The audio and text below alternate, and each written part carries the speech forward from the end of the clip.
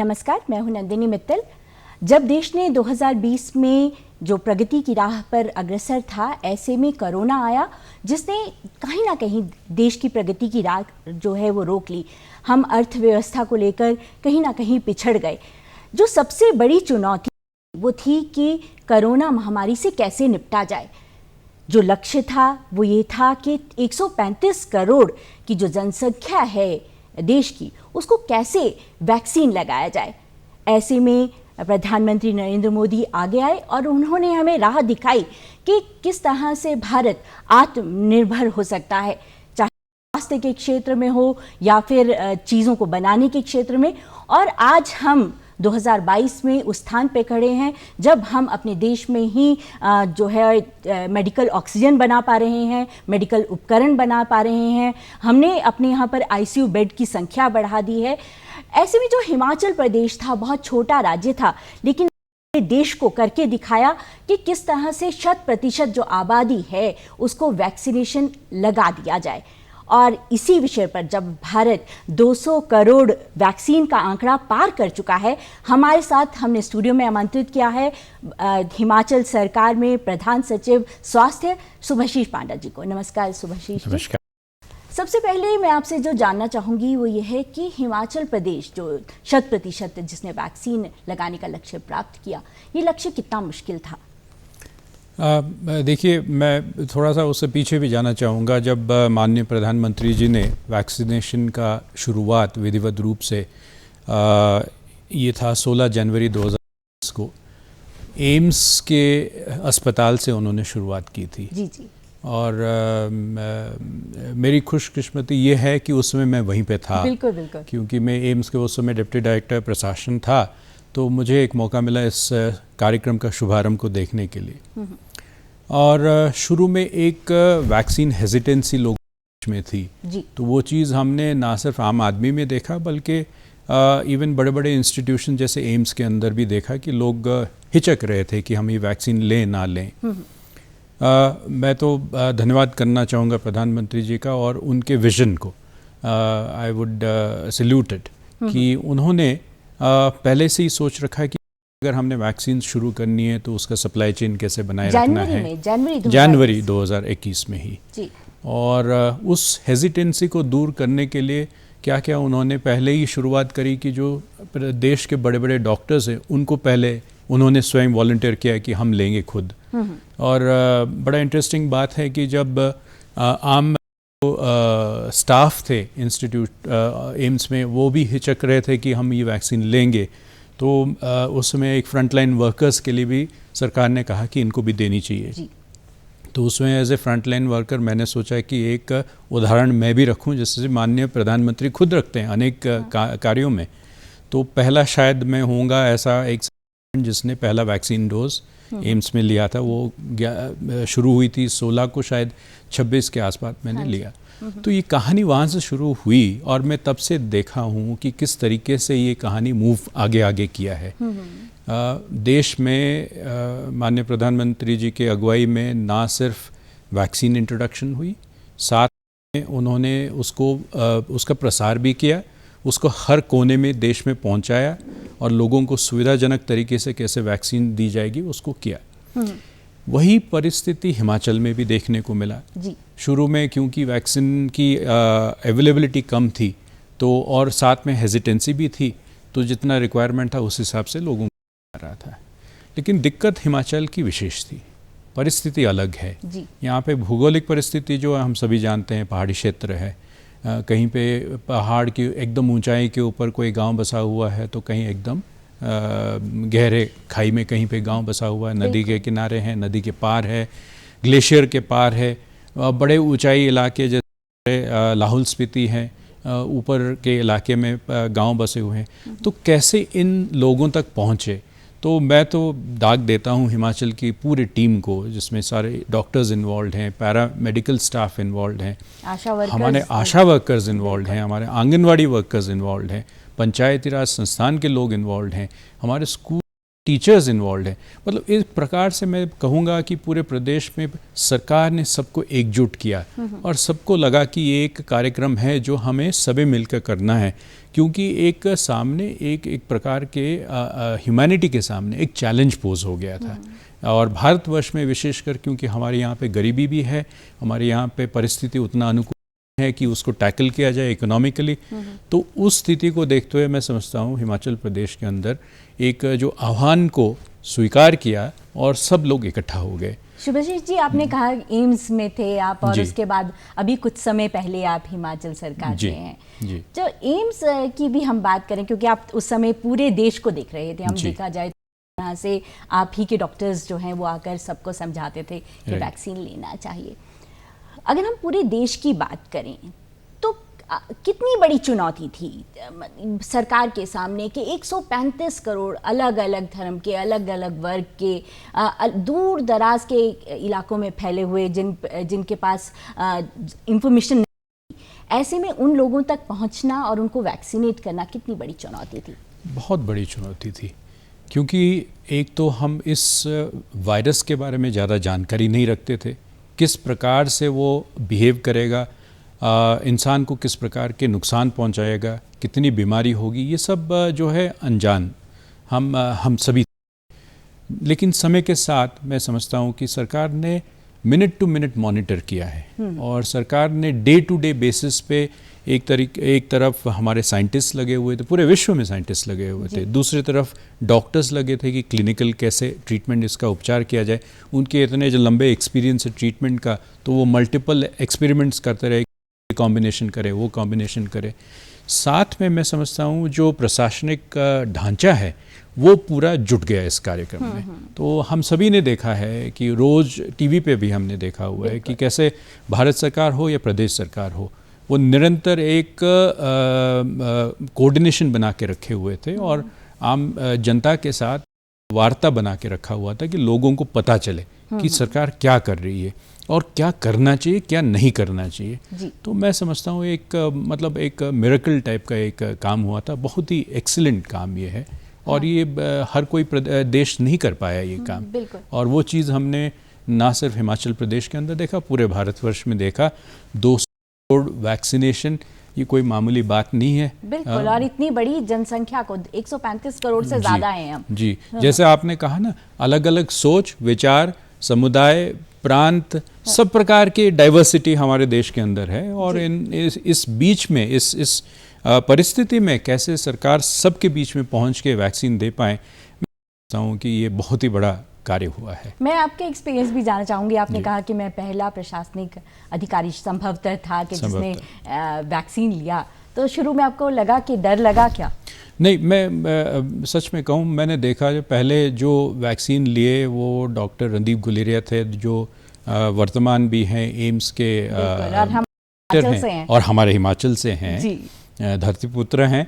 तो जब उन्होंने पहला डोज लिया और उन्होंने कहा आप चिंता मत करो, कुछ नहीं किसी को होगा, ये सबके भलाई के लिए है। तो और मैं वहाँ एम्स के डॉक्टर्स को देखा हूँ, डॉक्टर गुलेरिया के देखा हूँ, and I appreciate and admire कि उनकी कैपेसिटी और कैपेबिलिटी डॉक्टर के नाते। तो मुझे लगा कि कुछ इसमें घबराने वाली बात नहीं है। प्रधानमंत्री नरेंद्र मोदी ने वैक्सीन लिया और देश को बताया, जब सब लोग कह रहे थे कि वैक्सीन नहीं लगवाना चाहिए। एक वर्ग था जो कहता था वैक्सीन लगाने से समस्याएं होंगी। तो ऐसे में प्रधानमंत्री नरेंद्र मोदी आ गया है और उन्होंने खुद वैक्सीन लगाया। जी, बिल्कुल बिल्कुल। तो उन्होंने उदाहरण स्थापित की, तो कि उस उदाहरण को आगे बढ़ाना चाहिए और लोगों को प्रेरणा देनी चाहिए। हम कैसे किसी दूसरे को कहें कि आप क्यों नहीं लगा रहे हो, वो पहले मुड़ के बोलेंगे आपने क्या लगाया। और मैं समझता हूँ मैंने लगाया, यही मेरी बचाव थी। कोविड वेव 1 गया, 2 गया, 3 गया, मुझे अब 4th है। मुझे कोविड नहीं हुआ, मैं पहला डोज भी लगाया, दूसरा डोज भी लगाया, मुझे कोई परेशानी नहीं आई और यही एक बचाव करता है। बिल्कुल, मैं और यही कारण है कि जहां हजारों की संख्या में, एक समय में लाखों की संख्या में कोविड के मामले आ रहे थे, अब वो कुछ हजारों में, कुछ आंकड़ों में सिमट के रह गए हैं। और अगर हम तीसरी वेव की बात करें तो उसमें जो मृतकों की संख्या है वो भी काफ़ी कम हो गई थी। जी, मैं आपको बताना चाहूँगा, एक लोगों के मन में इस प्रकार से एक धारणा बन गई है कि अभी तो जो कोविड आ रहा है वो मामूली ज़ुकाम की तरह है। जी। मैं लोगों से आपके माध्यम से अवगत कराना चाहूँगा, ऐसा बिल्कुल ना माने, क्योंकि जो 5-6 दिन आप बीमार जो पीक पे होते हैं बड़ा कष्टदायक होता है। जी। लेकिन आप अगर दी हैं, आपको लगेगा कि नहीं, मैं एसिम्प्टोमेटिक रह गया या मुझे कम ही खांसी जुकाम ही हुई।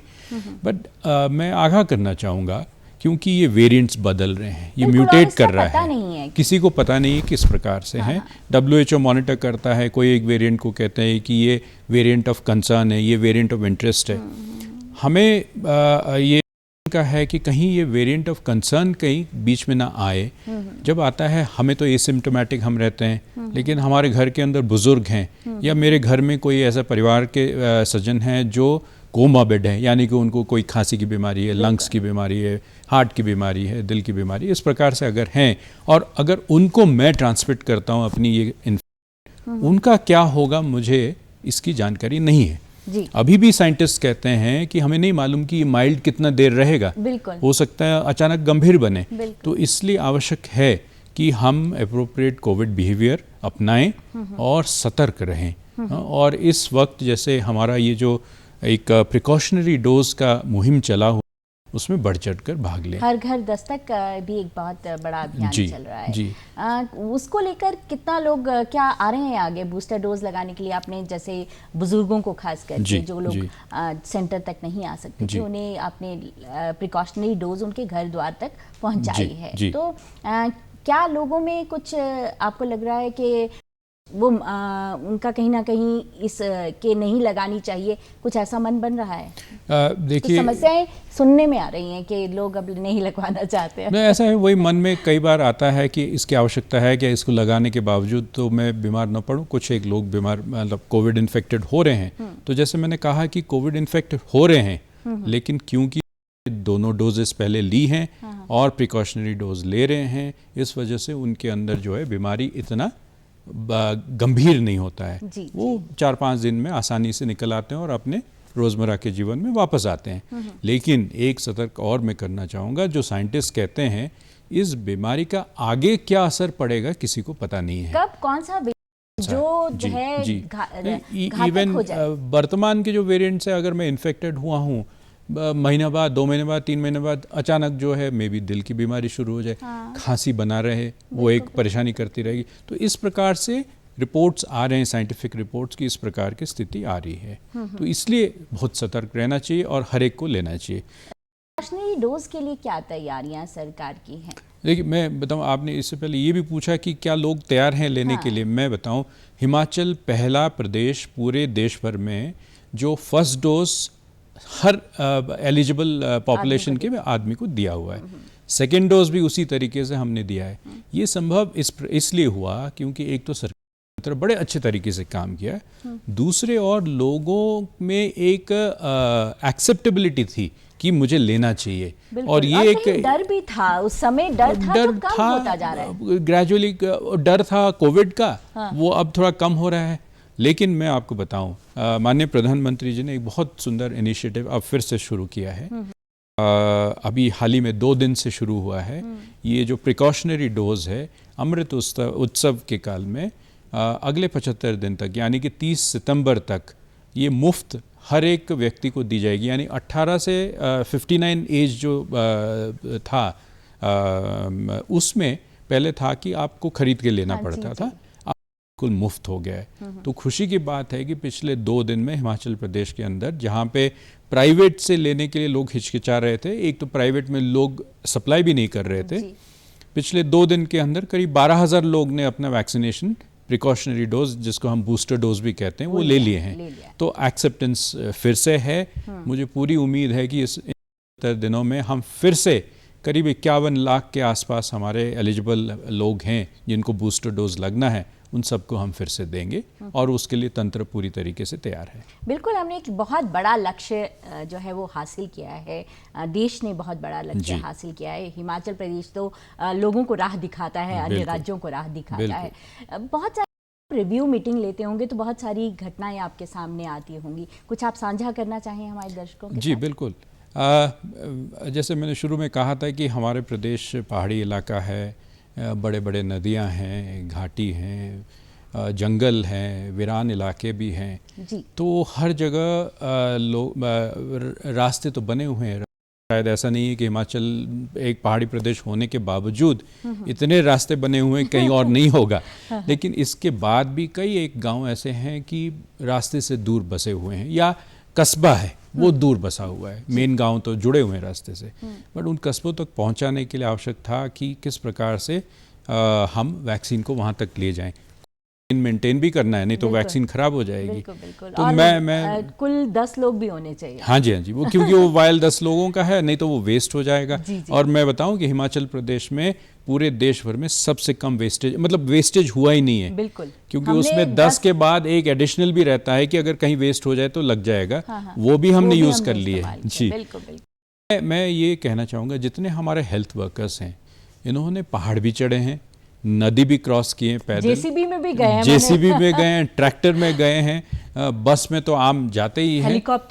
हेलीकॉप्टर से बड़ा बंगाल के लिए इंतज़ाम किया गया था। वहाँ पे कोई 400 ऑड आबादी वहाँ पे रहती है, तो उनके लिए भी इंतज़ाम किया गया था। तो ने कोई कसर नहीं छोड़ी और हर व्यक्ति जो जुड़ा हुआ है इस कार्यक्रम के साथ, विशेषकर जो हेल्थ वर्कर्स हमारे हैं, उन्होंने कभी पीछे नहीं हटा और बढ़ चढ़ कर उसको किया। और बहुत ही दिलचस्प, जहाँ तक इंटरेस्टिंग है उनके एनेक्डोट, साथ में एक बड़ा सेटिस्फैक्शन मिलता है कि ऐसे भी होता है। और लोगों ने, मुझे लगता है कि एक सरकार के प्रति, आदमी के प्रति एक जो लोगों में एक भ्रम था कि ये काम नहीं करते हैं, मतलब मुश्किलें से भाग जाते हैं और ऑफिस में बैठ के, वो कहीं ना कहीं टूटा है जब हमारी लोग जो हैं, खास करके आशा वर्कर्स और बाकी जितने पैरामेडिकल स्टाफ है, वो इतनी दूर दूर तक पहुंचता है तो कहीं ना कहीं विश्वास सरकार में जाता है। बिल्कुल बिल्कुल बिल्कुल। अब मैं जानना चाहूँगी सुभाषिष जी, बारिश का मौसम जो है वो आ गया है, सड़कें आप देख रहे हैं कि आसपास पिछली बरसात में भी हमने देखा कि बहुत सारी जगह पर भूस्खलन हुआ, सड़कें रुक गई। ऐसे में कितनी बड़ी चुनौती रहेगा ये जो हम बूस्टर डोज लगाने जा रहे हैं? मैं नहीं समझता ज़्यादा कठिनाई उसमें आएगी। हमारे यहाँ पे जो भूस्खलन होती भी है तो सरकारी तंत्र चुस्त है उसके ऊपर, तुरंत उसको खोल भी देते हैं, रोड खुल भी जाती है रोड और आगे लोग चले भी जाते हैं। तो मुझे नहीं लगता, हम तैयार हैं उसके लिए। हमने ऑल्टरनेटिव रूट्स भी बनाए हुए हैं, हमने ऑल्टरनेटिव कोविड वैक्सीनेशन सेंटर्स को आइडेंटिफाई किए हैं। तो एक दिशा से दूसरी तरफ नहीं पहुंच पा रहे हैं तो दूसरी दिशा से वहां पहुंच जाएंगे। इस प्रकार से हमने पूरी तैयारी कर ली है। तो कठिनाई तो आएगी इस मौसम में है, बट ये हमारे लिए चैलेंज है और हम इस चैलेंज को एक्सेप्ट करते हैं। कितने लोग इस पूरे अभियान में लगेंगे इस बार? ये तो बहुत मुश्किल है। मतलब हम पूरे हेल्थ के जो महकमा है वो सारे आज के दिन इसी के में जुड़ा हुआ है। सीएमओ, ज़िले में सीएमओ से लेके नीचे के जो हमारे क्लास 4 के सहयोगी हैं उन तक सभी लोग जुड़े हुए हैं। तो पिछले 2 दिन से ये शुरुआत हुई है, हम कैंपेन मोड में चलाने की कोशिश कर रहे हैं, साथ में लोगों को जानकारी देने की कोशिश कर रहे हैं। और हमने भारत सरकार से मांग के अभी पिछले कल 5 लाख डोजेस हमें और पहुंच गई है, उसको ज़िलों में पहुंचाने की काम कर रहे हैं। तीसरी तरफ से हमारे कोविड वैक्सीनेशन सेंटर्स जो पहले कम कर दिए गए थे क्योंकि आवश्यकता नहीं थी, उसको बढ़ाने के कार्य चले हुए हैं। तो मेरे विचार में आज के दिन ऐसा कोई हेल्थ वर्कर नहीं होगा कार्यक्रम में नहीं जुड़ा हुआ है। और साथ में आज बैठक एक माननीय मुख्यमंत्री महोदय ने सभी ज़िला प्रशासन से के साथ वीसी के माध्यम से किए, तो उसमें उन्होंने आग्रह किया है कि हर एक विभाग जो है सरकार में वो फिर से अपने आप को जोड़ ले इसमें, और उनके जो कर्मचारी जो ग्रामीण स्तर पे जो ग्राउंड लेवल पे हैं उनको वापस इसमें लाया जाए ताकि वो कार्य, मुझे लगता है पूरा प्रदेश जो है, पूरी सरकार इसमें फिर से जुट जाएगी। कितने करोड़ जो लोग हैं वो वैक्सीनेट होंगे और तरीका क्या रहेगा? क्या फिर से कोविन पे जाके रजिस्टर कराना होगा, स्लॉट लेना होगा क्या? नहीं, तकरीबन 52 लाख ऐसे लोग हैं जो एलिजिबल हैं इस प्रिकॉशनरी डोज के लिए। इनको मैं बताना चाहूँगा आपके माध्यम से कि हर वैक्सीनेशन सेंटर पे वॉक इन होगा। आपको कोविन पे जाके कोई रजिस्ट्रेशन करने की आवश्यकता नहीं है। हमारे पास वैक्सीन की कोई कमी नहीं है, हमारे पास अरेंजमेंट में कोई कमी नहीं है। आप अवश्य जाएं। 18 से 18 to 59 जो एज ग्रुप है, जिनको पहले अवेलेबल नहीं था, उनके लिए खोल वो अवश्य जाएं। और उससे नीचे जो बचे थे उनको ऑलरेडी हम फ्री ऑफ कॉस्ट दे ही रहे थे, वो कंटिन्यू करेंगे उस तरीके से। और 60 से ऊपर के उम्र के लोगों के लिए पहले से ही फ्री था, उन बुजुर्गों से भी आग्रह है कि वो भी आके अपना ले लें उस कोविड वैक्सीनेशन। और अगर कोई ना आ सके जैसे बुजुर्ग, तो हम जो है सरकार घर जाकर बिल्कुल हर घर दस्तक, जैसे आपने कहा, पीछे भी हमने किया था। कोई अपना शारीरिक कोई पीड़ा के कारण घर से उठ नहीं सकते हैं या किसी तरीके से डिसेबल्ड हैं, तो उनको भी पहुंचा हमने और हर एक के घर पे जाके हमने दिया है। तो हम पंचायती राज संस्थाओं और आशा वर्कर्स और आंगनवाड़ी वर्कर्स और हमारे जो रूरल हेल्थ वेलनेस सेंटर्स है और PHCs है, हेल्थ सब सेंटर्स है, उनके माध्यम से इन्फॉर्मेशन हम इकट्ठा कर रहे हैं। वहाँ पे वो बताएं कि अगर ऐसा कोई सदस्य है, कोई एक सिटीज़न है, कोई हिमाचल में रहने वाला है जो खुद पैदल चल के नहीं आ सकता है, तो सरकार उनके तक पहुँचेगी। ये जो किस सेंटर पे दोबारा से मतलब वैक्सीन शुरू हो गई है, ये कैसे पता चलेगा? देखिए, आपके क्षेत्र में जो भी हेल्थ सेंटर है, चाहे वो प्राइमरी हेल्थ सेंटर है, हेल्थ सब सेंटर है, हेल्थ एंड वेलनेस सेंटर है, आपके कम्युनिटी हेल्थ सेंटर है, सिविल हॉस्पिटल है, district hospital, zonal hospital, medical college, हर जगह पे ये उपलब्ध होगा।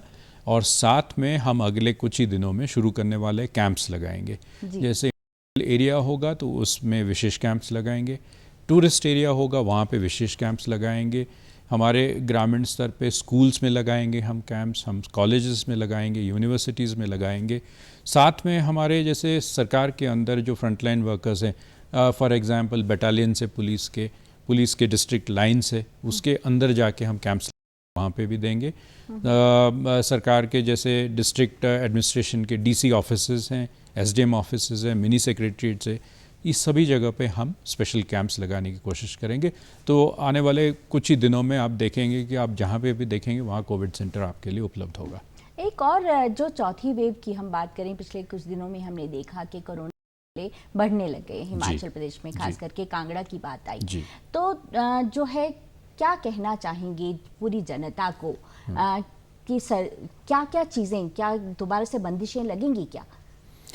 देखिए, मैं ये कहना चाहूँगा कि इस कोविड के दौरान हमने अलग अलग चरण में देखा कि किस प्रकार से नुकसान व्यक्तिगत लगा है, साथ में उस वजह से पूरे प्रदेश को, पूरे देश को इकोनॉमिक डिफ़िकल्टीज़ फेस करना पड़ा है, सामाजिक डिफ़िकल्टीज़ फेस करना पड़ा है। लेकिन हम सभी, पूरे भारतवर्ष एकजुट होके उसको निपटने में सक्षम रहा है। तो ठीक उसी तरीके से हम हर वेव को काउंटर करने के लिए तैयार हैं। इस वक्त जो नंबर्स बढ़ रहे हैं, पूरे प्रदेश में बढ़ रहा है बल्कि, और तेज़ गति से बढ़ रहा है। लेकिन एक सेटिस्फैक्शन ये है, या मैं ये कहूँ कि हम इसलिए नहीं डर रहे हैं क्योंकि हमारा हॉस्पिटलाइजेशन गिनती में दो डिजिट्स में है, वो भी 25-30 के नीचे ही है, वैसे कभी उससे ऊपर गया नहीं है। और जो ऑक्सीजन की रिक्वायरमेंट जैसे पिछले वेव्स में हमने देखा था कि बहुत ही मुश्किल हो रही थी, उसके लिए एक तो हम पूरी तरीके से तैयार हैं। पूरे प्रदेश भर में जगह जगह पे ऑक्सीजन की अवेलेबिलिटी कर दी गई है। साथ में ये भी है कि ऑक्सीजन की आवश्यकता ही नहीं पड़ रही है। हमारे जो हॉस्पिटलाइज हुए हैं, कोई 19 odd लोग जो हुए हैं इस वक्त, उनमें से 11-12 लोगों को नॉर्मल ऑक्सीजन की आवश्यकता है, बाकी किसी को आवश्यकता नहीं पड़ी है। तो ये एक खुशी की बात है और राहत की बात है। लेकिन साथ साथ में मैं सभी जो देख रहे हैं आज इस कार्यक्रम को, उनसे ये कहना चाहूँगा, प्लीज़ सतर्क रहिए। ये ना सोचें कि मुझे कुछ नहीं होगा, मैं तो ठीक, क्योंकि किसी को भी हो सकता है। ये जो कोविड इस वक्त फैल रहा है, ये B2 वेरिएंट जो है, ये बड़े तेज़ी से फैलता है और हम एक दूसरे से बहुत जल्दी भी हो रहा है। तो हम नहीं चाहते हैं कि नंबर्स बढ़ें, इसलिए हम एक तो टेस्टिंग बढ़ा रहे हैं, कॉन्टैक्ट ट्रेसिंग भी साथ साथ में बढ़ा रहे हैं, ताकि हम एक तो आइसोलेट कर ले सभी को, और घर में आइसोलेट करने के लिए अनुमति दी जा रही है उनसे विनम्र अनुरोध है, कृपया इसको सीरियसली लें। ये ना सोचे कि मुझे तो केवल खांसी थोड़ा सा हो रहा है, मैं गांव में घूम के आ जाता हूँ, कुछ नहीं होता है। आप 100 और लोगों को फैला देंगे, क्योंकि ये तेज़ी से फैल रहा है। तो इसको ना करें, क्योंकि हमें ये नहीं मालूम, साइंस को अभी तक ये नहीं पता है वो वायरस जो है वो किस मोड़ पे कहाँ लेके खड़ा करेगा। जी जी जी।